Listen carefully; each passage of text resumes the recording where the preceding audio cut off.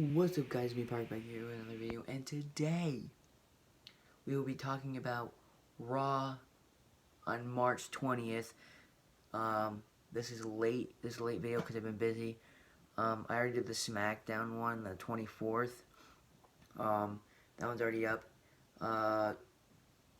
Maybe today, maybe tomorrow definitely tomorrow you'll get this, today, which is Friday for me, SmackDown review on the 31st, and Monday's review this week's Monday, if you know what day that is. I don't remember. That review too. So I'm just gonna get straight into this Raw review. It kicks off the show with Sami Zayn and Kevin Owens coming out, and they're talking about how they got back together. They're going to be a tag team again, and they're looking for some stuff. And then the Usos come out, and Jay calls Sami a backstabber, and Sami says, well, I'm looking at a backstabber right now as well. And Kevin and Sami challenge the Usos at WrestleMania for the tag titles, and the Usos accept that challenge, and then they start the brawl, and Sami and Kevin stay on top. Then it's Austin Theory versus Montez Ford for the United States Championship, and Theory ends up winning with an 8-count down, and then he starts talking after and says, John Cena doesn't believe in me. I'm going to win at WrestleMania, so if he doesn't believe in me, he's going to after. Which I really like this story. I personally think John Cena's going to win this match at Mania, which I'm really excited for. Yeah. And then it cuts to the back where it's the Bloodline. They're talking. Roman tells everybody to leave except for Jay. And he asks Jay, are you still with us? Are you still Bloodline? Because they need to know if Jay's going to turn or not. And Jay says, yes, I am with the Bloodline. So I think with that happening, I mean, there's a less possibility that Jay will still turn, but still, I still maybe think Jay's going to turn heel. Then Chelsea Green and Piper Niven go up and talk to Adam Pearce. Chelsea's saying she should be in the match at WrestleMania, and Adam Pearce doesn't have the time right there, and it's really a stupid segment on my part. I don't think Chelsea Green's gonna really do anything. Then it goes to basically a squash match between Omos and Mustafa Ali. And I'm a little iffy on Mustafa Ali's character. I mean, this positive guy, happy wrestler, whatever it is. I mean, it's okay. Omos, like I said, it's a squash match, and Omos absolutely beats the living crap out of Ali, and ends up picking up the victory. Then it cuts to the back stage where Logan Paul and his father, Greg Paul, are walking down the hallway, and Logan's on his way to the ring, and the Miz trying to talk to him, and he ignores him and doesn't really talk to him. And which I thought was funny is Greg Paul, Logan's dad, said, "Who is that guy anyways?" And then Logan comes out and does Impulsive TV. He's talking how he's gonna win at WrestleMania. And he says he wants to see that clip one more time of him knocking out Seth Rollins. And it shows it.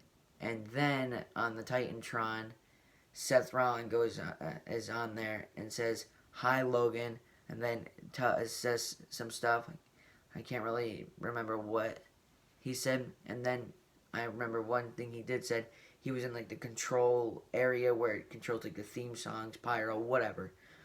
And he said, there's one button I need to press. What is it? Oh, it's this one. And he presses it, and it activates his theme song. And they follow him. The camera follows him till he walks out. of the out into the arena, and he goes and talks to Logan and Impulsive TV, and then they start brawling, start going at it. Rollins is out the upper hand, and Logan and Rollins, and then Rollins ends up missing something, and Logan ends up hitting it with a right hand and knocking out Seth Rollins once again on the outside. And then Logan Paul goes to the back, and I'm really excited for this match at WrestleMania because I feel like that it's gonna be a really good match. It might even steal the show. Then it's Dominic Mysterio versus Johnny Gargano, and Dominic ends up winning against Johnny Gargano because Johnny Gargano will be facing Grayson Waller at NXT Stand and Deliver before WrestleMania Night 1. Guess Gargano could have got the win, but Dominic ends up picking up the win and then he talks about Ray needs to accept his challenge, talking about it. And Ray, I can't remember if Ray came out or not, but he said challenging Ray. If Ray did come out, I'm pretty sure he said no, and that's pretty much it for that. And then it cuts to Edge, and Edge is in like a dark area. He's talking, and one big thing, I'm not gonna go into the whole promo. One thing I really liked is that he said in that promo was, and the big thing that was in that promo they said was, leave Finn Balor at home. I want to meet the Demon.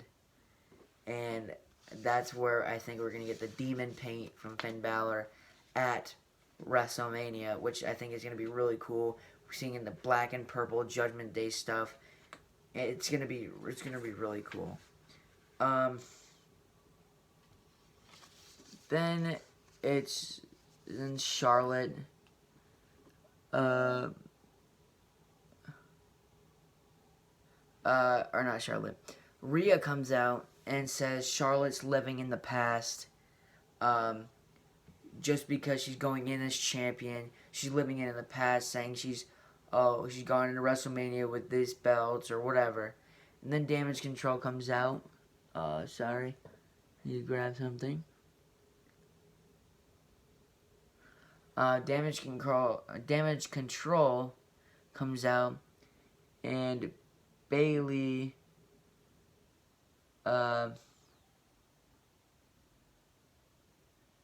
Bayley is talking to Rhea, and she says that she should be in there. She's better than Rhea, and they have a match.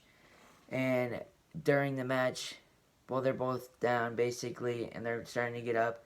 Trish, Becky, and Lita come out, and Becky's holding this bag of popcorn, eating it, whatever. And I thought that was funny. And Bayley, Io Sky, and Dakota Kai started trying to attack Becky, Trish, and Lita. They beat him up, and Bayley got confused, or was in shock, turned around. Rhea headbutted her, and then hit her with a riptide and pinned her to win that match. And I'm excited for Charlotte versus Rhea, because I'm pretty sure Rhea's going to win. And then we're going to get towards more of the end of the show. And Asuka has to work with Bianca. Bianca has to work with Asuka. Obviously, they're facing at WrestleMania, so it's bad. And versus Chelsea Green and Piper Niven. And I mean, this is a decent match, I say. And Asuka and Bianca end up winning, and obviously they stare each other down, and they'll see each other at Mania.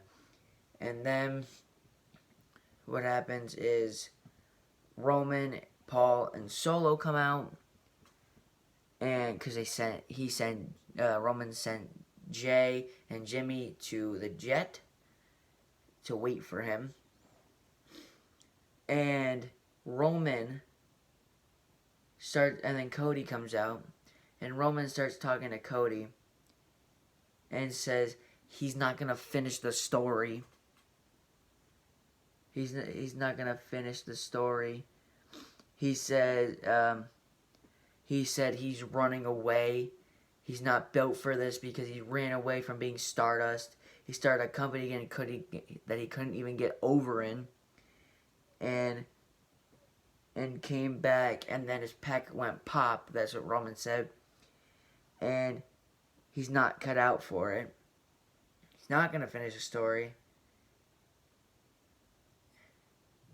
and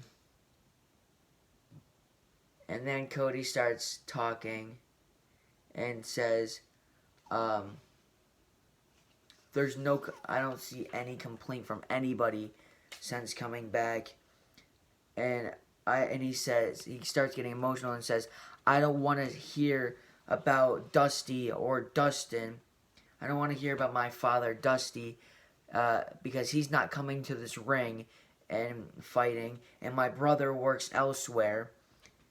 And at Mania, the only one you'll see is me.